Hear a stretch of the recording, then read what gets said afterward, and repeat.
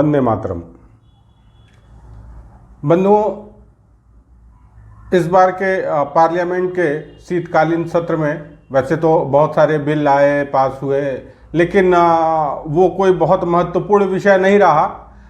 जो सबसे महत्वपूर्ण विषय रहा और जिस पे सबसे ज़्यादा चर्चा हो रही है, भाई चूँकि महत्वपूर्ण है तभी तो चर्चा हो रही है, वो दो विषय रहे कि विपक्ष के 141 सांसदों को निलंबित कर दिया गया और जिससे लोकतंत्र खतरे में आ गया, जैसा कि विपक्ष का मानना है। दूसरे एक संसद सदस्य ने उपराष्ट्रपति जी का नकल किया, जिसके बाद ये कहा गया कि ये उपराष्ट्रपति का तो अपमान है ही है, ये जाट समाज का अपमान है और किसानों का अपमान है और देश का अपमान है और पता नहीं किसका किसका अपमान। खैर, तो ये दो मुद्दे बड़े प्रमुखता के साथ उठाए गए और अभी अगर हम पूरे देश में बात करें तो ये दो मुद्दे छाए हुए हैं। इसमें हम एक एक करके इनका विश्लेषण करते हैं कि आखिर ये मुद्दे किस प्रकार के हैं और इसका क्या समाज पे क्या प्रभाव है और क्या नुकसान है, क्या फायदे हैं। पहली चीज तो हम बात करते हैं लोकतंत्र की। वास्तव में लोकतंत्र की जो परिभाषा दी जाती है, by the people, for the people, to the people, लोगों द्वारा, लोगों के लिए, लोगों का, ये एक स्टैंडर्ड डेफिनेशन है। लेकिन इस परिभाषा का हम अगर भारतीय राजनीति के परिप्रेक्ष्य में कहें तो कोई बहुत ज़्यादा महत्व नहीं है।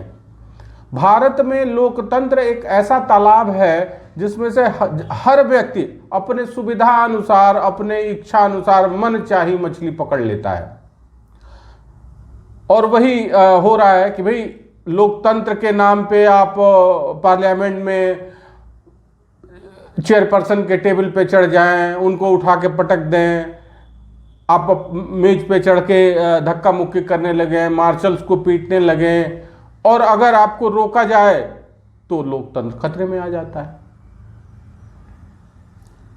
तो लोकतंत्र, जो भारतीय लोकतंत्र है खास करके, वो एक मतलब छुई मुई जैसा है कि भाई हम सारे उल्टे सीधे काम करेंगे। अभी गनीमत है कि संजय सिंह जी नहीं हैं, वो सुरक्षित कर दिए गए हैं तिहाड़ में, अन्यथा अगर वो होते तो अब तक कई मेज पे वो चढ़ के डांस वांस कर चुके होते और कई मार्शल्स को एक आध थप्पड़ लगा चुके होते।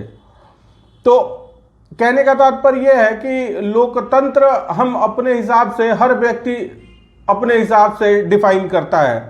वास्तव में अगर हम बात करें कि लोकतंत्र ने, एक कहते हैं कि हम पार्लियामेंट की अभी भाषा जैसे देख रहे हैं, जिसमें अभी चार चांद पिछले दिनों रमेश बिदूड़ी जी ने लगा दिया और एक नया माइलस्टोन उन्होंने इस्टेब्लिश किया भाषा का।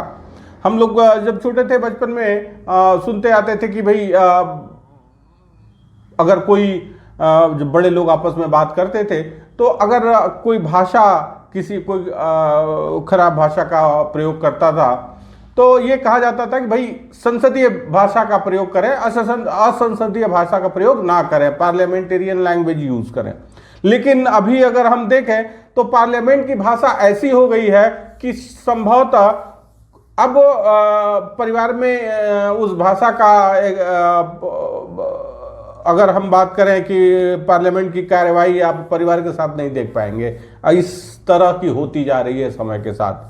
हर व्यक्ति अपने हिसाब से लोकतंत्र को डिफाइन कर, भाई हम कुछ भी करें, जैसे ही आप हमको रोकेंगे वैसे ही लोकतंत्र खतरे में आ जाएगा। तो ये बड़ा एक लोकतंत्र बेचारा जो है, सबसे ज़्यादा अगर पीड़ित और कमज़ोर भारत में कुछ है तो वो लोकतंत्र है कि वो हमेशा खतरे में ही रहता है। अब हम बात करते हैं दूसरी तरफ महामहिम का जो अपमान हुआ है। अगर हम बात करें कि हमारी एक टेंडेंसी बन गई है, एक कहें कि नेचुरल आदत बन गई है कि हम हर बात को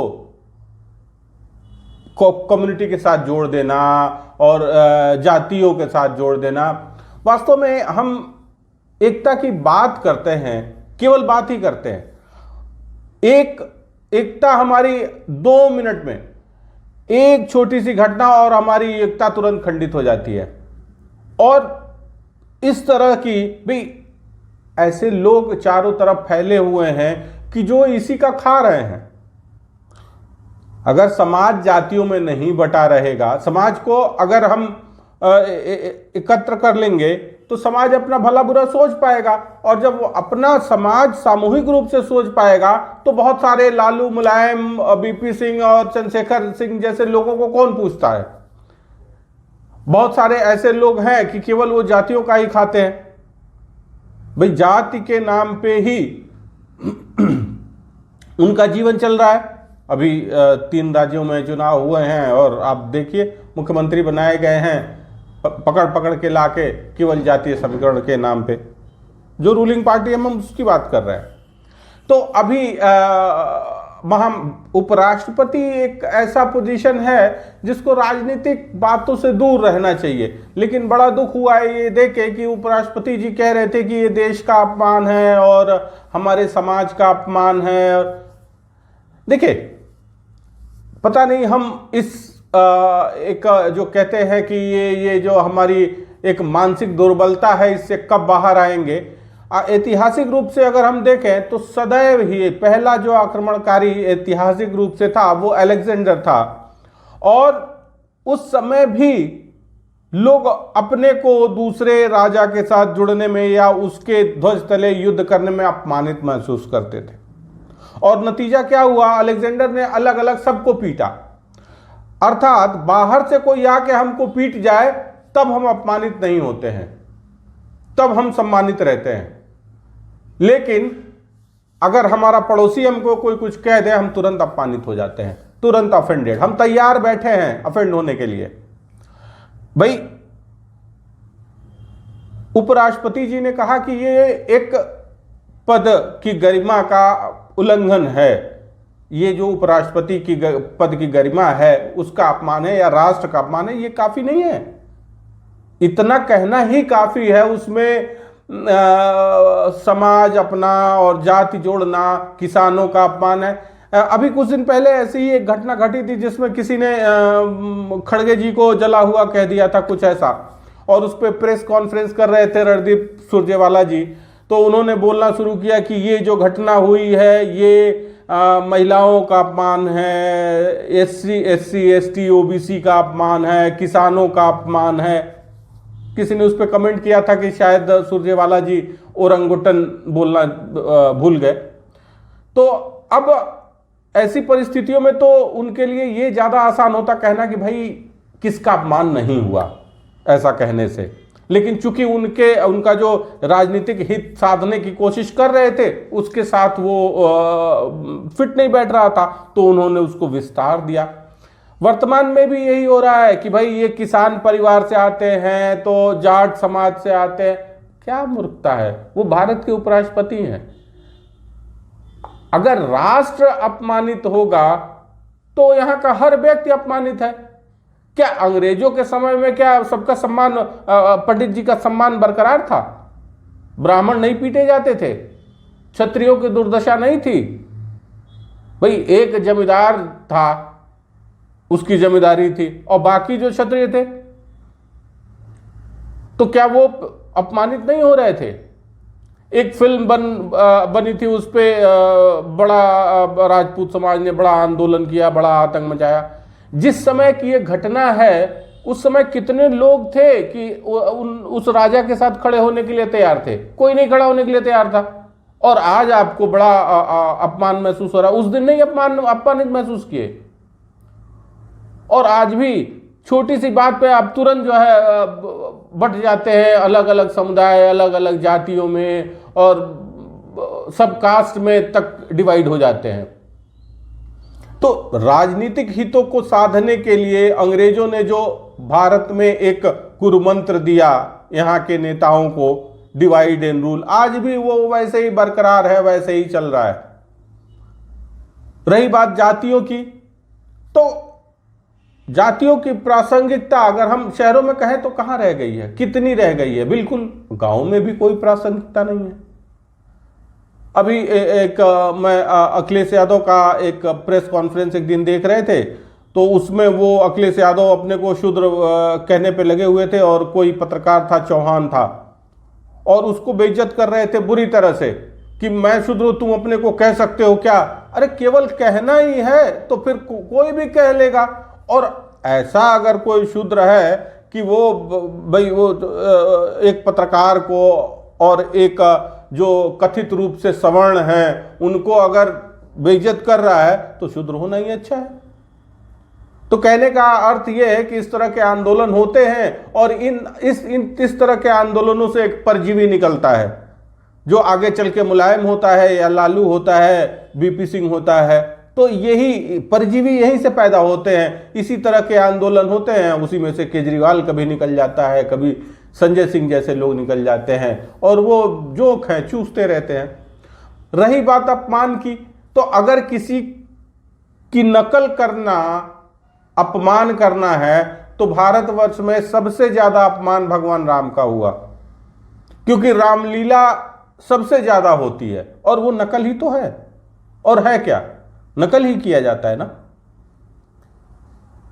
दूसरी तरफ देखें तो एक आदमी स्टेज पे खड़ा होकर माइक लेके और प्रधानमंत्री का मजाक बना रहा है, तो कहने का मतलब यह है कि ये कहीं से भी मान अपमान का प्रश्न नहीं है, ये प्रश्न है पोलराइज करने का, लोगों को बांटने का। और ये Bharatiya Janata party ruling party है, उसको ये करने की जरूरत ही क्या है?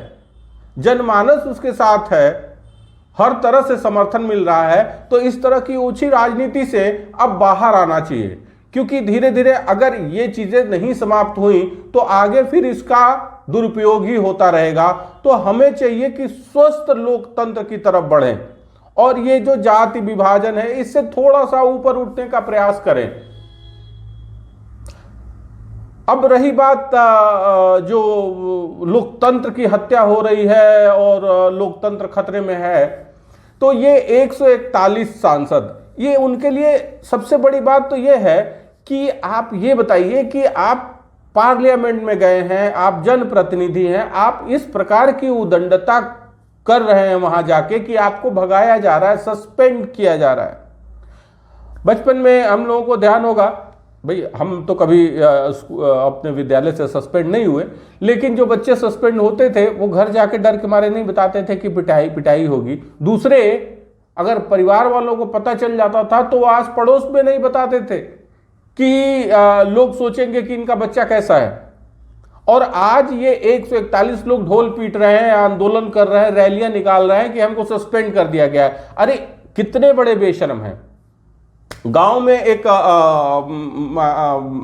ऐसे ही कहानी सुनाते हैं लोग कि एक आदमी था, चोरी करते पकड़ा गया तो गांव वालों ने उसको चौपाल पे ले गए गांव वाले, और फिर सरपंच ने ये निश्चित किया कि भाई ये इसको क्या किया जाए कि चूंकि ये बार बार ऐसा कार्य कर रहा है तो इसका बाल साफ कर दिया जाए, और मुंह पे कालिक और सर पे चूना पोत के गधे पे बैठा दिया जाए, और गले में चप्पलों की माला पहना दी जाए, और इसको पूरे गांव में घुमाया जाए। अब ये सजा निश्चित कर दी गई, उस आदमी के साथ ऐसा किया गया, वो उसको गधे पे बैठा के घुमाया जाने लगा। अब उसकी बीवी बहुत देर तक देखती रही, फिर आके लगी रोने, और सरपंच से कहने लगी कि भाई क्षमा कर दीजिए। वो आदमी भी गधे पे घूम रहा था, गांव का भ्रमण कर रहा था। जब उससे नहीं रहा गया तो थोड़ी देर बाद वो अपनी धर्मपत्नी पे चिल्लाया, कहा अरे चुप रहे, रोज तो पैदले घूमत रही, आज तो सवारी मिलल बा। कहने का तात्पर्य ये है कि वो ये कह रहा था कि भाई रोज तो मैं गांव में पैदल ही घूम रहा था, आज तो देखो आज सवारी पे बैठा हूं। उसी प्रकार का आज का विपक्ष है कि आज सवारी पे बैठा है, और पूरे देश में ये माहौल बना रहा है कि हम पार्लियामेंट के अंदर गए, उदंडता किए, और जिसकी वजह से जो चेयरपर्सन थे उन्होंने हमको भगा दिया। तो ये जो राजनीति का स्तर हो गया है, इसमें कुछ सुधार की आवश्यकता है।